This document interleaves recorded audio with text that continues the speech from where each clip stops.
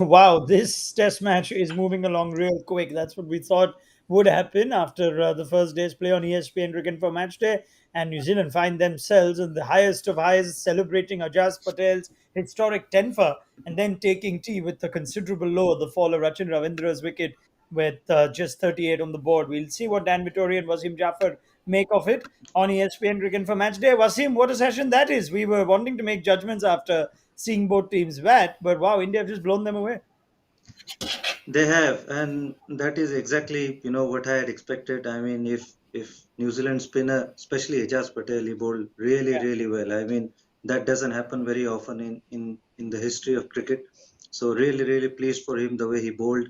But the way that session panned out, I mean, Indian spinners, we thought that they'll be licking their lips to bowl on those kind of pitch, and exactly what happened. I mean, Siraj, nobody expected Siraj to come out and bowl like that, but that's the energy he brings. So uh, really looking down for New Zealand. I mean, they'll probably do well to get past Mayank's score actually. Yeah, yeah, absolutely. And that 150 is a long way. The 125 to avoid a follow on seems a long way. So, what happened then? Was it just the highs of celebrating Ajaz Patel that made it a distraction? Or is this, I mean, how do you explain that from New Zealand's top order? Well, I think we've seen just how difficult this wicket is, and Ajaz Patel bowled exceptionally well, but now we're going to get I suppose, an influx of Indian spinners, and their confidence in these surfaces and their experience and their understanding what to do. I suppose the surprise is Siraj that he gave them off to that start, and I think that's going to be the difference so far. That all the spinners that come into play are going to be coming up against a middle order or lower order, and therefore they can push pretty hard and really put New Zealand under pressure. The spell from Siraj has set this all up for India to be so dominant after what New Zealand would have been relatively satisfied restricting India to. Let's talk a little bit about Siraj, right? Because we were all focusing on spinners. Ajaz Patel made us, and we were seeing the surface. But Wasim, you talk about energy. There's something different about Siraj. A lot of bowlers that bowl well in India, they're used to bowling in these conditions. But something about Siraj, isn't there?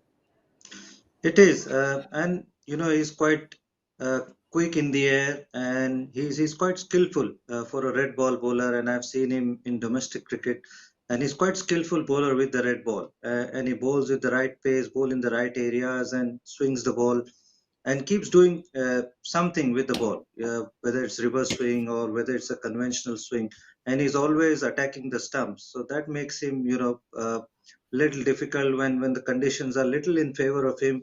Then he's in the game, and that's exactly what he did. I mean, that one pitch had a little bit of bounce, but he bowled in the right areas and attacked the stumps.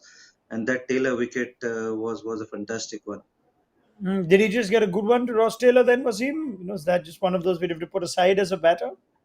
I think so. I think it just came in and nipped away, and pretty good delivery to get somebody like Ross Taylor out. On that kind of pitch was a really gem. I mean, Taylor obviously was really new to the crease, but to bowl somebody like that on that kind of pitch was a fantastic delivery.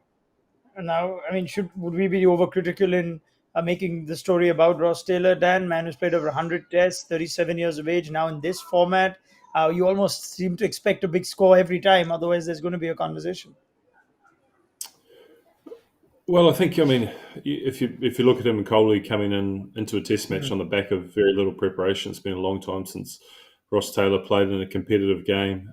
Coley's had an extended break, so it shows even the greats of world cricket can struggle when they don't have the preparation and when they come in on difficult surfaces. So, look, I think we have to look at the bowlers in this situation, how successful they've been, and how well they've bowled, rather than I suppose focus too much on a low scoring effort so far from the batters. I just think the bowling has been exceptional, and the wicket has assisted them enough to get them in this position.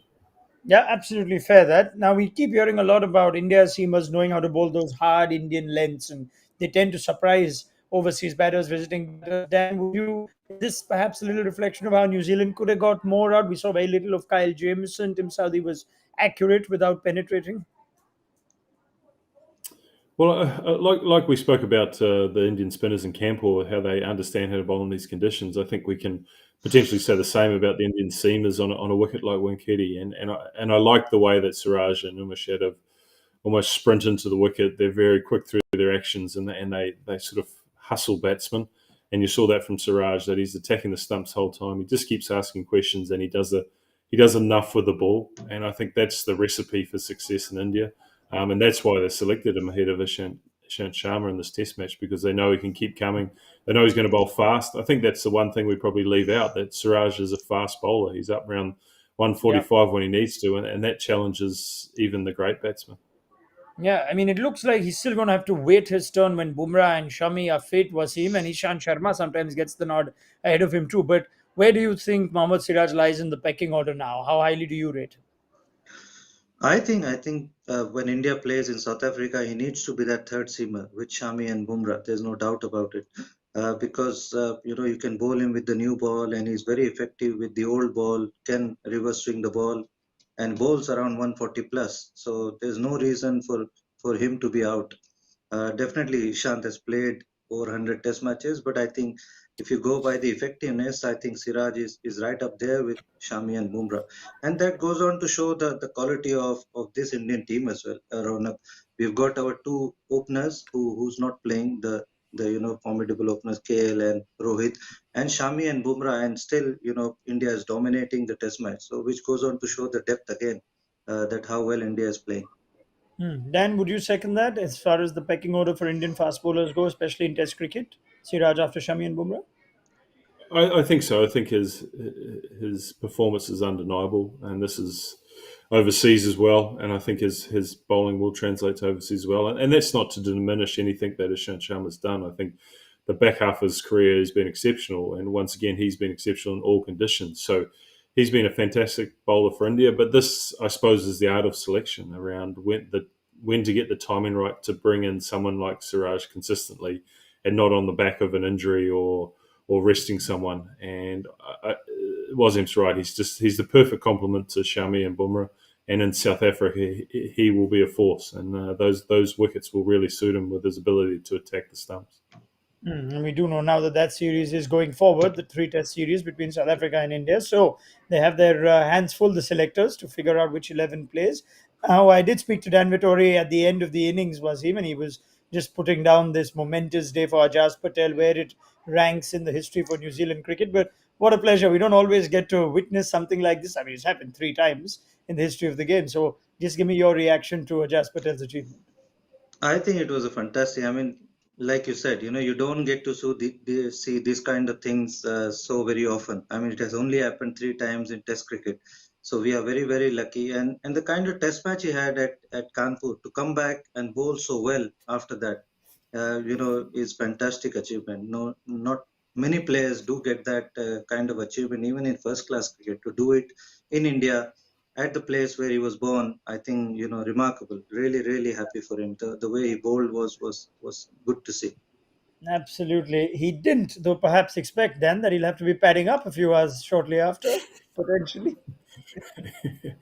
Yeah, I mean, if he can back up his temper with his maiden 50, I think we'll take. It's been a good day for Ajaz if he can Yeah. complete that. In all seriousness, though, where do we see this heading now? That 125 seems a long way away, Dan. But if New Zealand are not together, do you see India enforcing the follow on, or maybe batting and making this pitch what we consider to be even, wear it down even further? Oh, look, you never know these days with follow-ons. I think teams chop Hmm. and change what exactly they want to do, but 125 is such a low score that it means that India would have done it quickly, and they will have those three spinners that they can bowl and bowl and bowl. So I wouldn't be surprised in this situation if you did see the follow-on enforced. Hmm. But the Indian team knows these conditions better than anyone. They may think they want to just get another 200 runs or so, and then make it even more difficult for New Zealand batting. But I think if they're going for the jugular, then you potentially see them enforce the follow on. Wazim? I think it makes sense to make them follow on. If at all they get them out, close to 125, that means they won't have a whole lot of overs. But if at all they want to get their batters another go, Shupman Gill, Pujara, Kohli himself before going to South Africa, and then also it makes sense. But obviously, that means that test will be dragged on for 4 day or something like that.